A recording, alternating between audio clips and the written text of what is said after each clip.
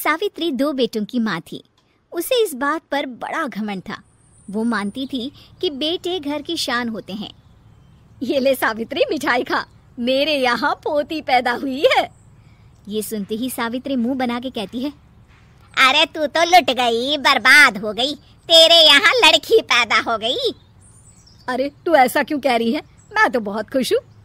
अरे जब तेरी पोती के पीछे तुझे खर्चे पर खर्चे करने पड़ेंगे ना, तब ये तेरी सारी खुशी गम में बदल जाएगी। पहले लड़की की पढ़ाई लिखाई का खर्चा, फिर उसकी शादी का खर्चा। अरे आजकल की शादियाँ कितनी महंगी हो गई है, गहने बनाओ, लाखों रुपए पानी की तरह बह जाते हैं।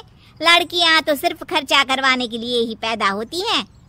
इस तरह लड़कियों के प्रति अपने विचार व्यक्त करते हुए सावित्री ममता को लंबा चौड़ा भाषण देके चली जाती है। अब तो आप लोग इस कहानी में सावित्री देवी का पात्र अच्छी तरह समझ ही गए होंगे। कुछ समय बाद सावित्री की बड़ी बहू भी एक लड़की को जन्म देती है। फिर क्या था, सावित्री पूरा आसमान सर पर उठा लेती है। हे भगवान, ये तू मुझसे किस जन्म का बदला ले रहा है? अरे मैं तो मंदिर में रोज आकर तुझसे कहती तो थी कि मुझे एक पोता चाहिए, और तूने मुझे पोती दे दी। इतनी मिठाइयाँ और प्रसाद चढ़ाने का क्या फायदा हुआ?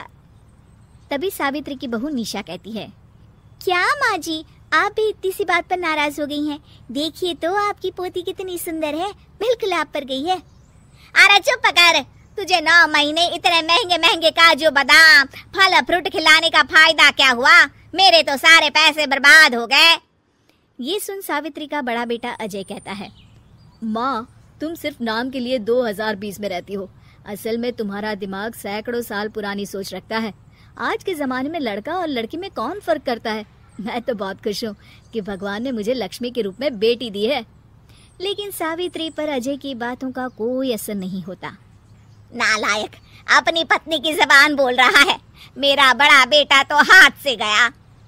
लेकिन सावित्री देवी हार मानने वाली नहीं थी। वो पोते की चाह में अपने छोटे बेटे विजय की शादी करवा देती है। कुछ समय बाद आखिरकार वो दिन आ ही जाता है जब सावित्री की छोटी बहू गर्भवती हो जाती है। सावित्री इतनी खुश हो जाती है कि वो बच्चे के जन्म से पहले ही सारे मोहल्ले में ढिंढोरा पीटने लगती है। ये क्या सावित्री, तू तो पोते के जन्म से पहले ही मिठाई बांट रही है। पहले पोता पैदा तो होने दे, और फिर क्या पता अगर पोते की जगह पोती पैदा हो गई तो।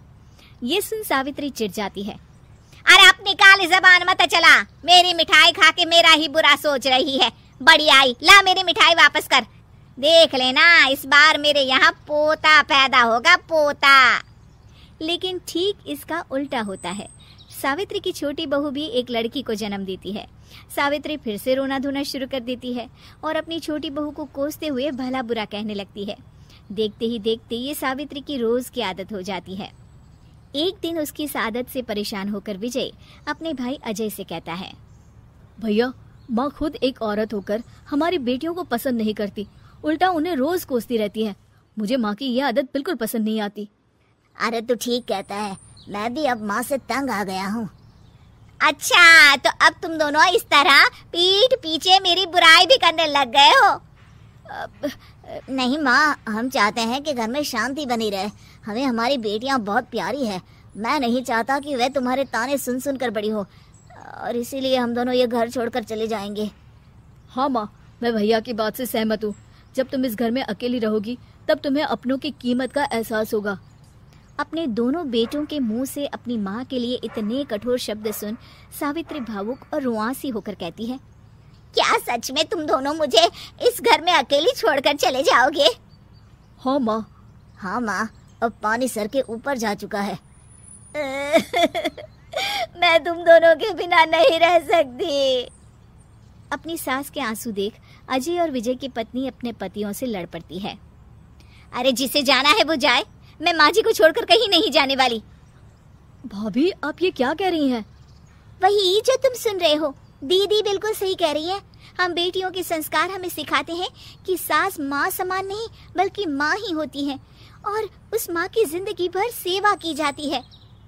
बेटे अपना फर्ज भूल सकते हैं, लेकिन बेटियां नहीं। आप दोनों शौक से जा सकते हैं। माँ जी, हम दोनों के रहते आपको किसी बात की फिक्र करने की जरूरत नहीं। फिर क्या था, सावित्री के ऊपर छाए बेटों के घमंड के बादल उसकी बेटी स्वरूप बहुओं के तेज के आगे आंसू के रूप में परिवर्तित होकर सावित्री की आंखों से बहने लगते हैं और वो उन दोनों को गले लगा लेती है।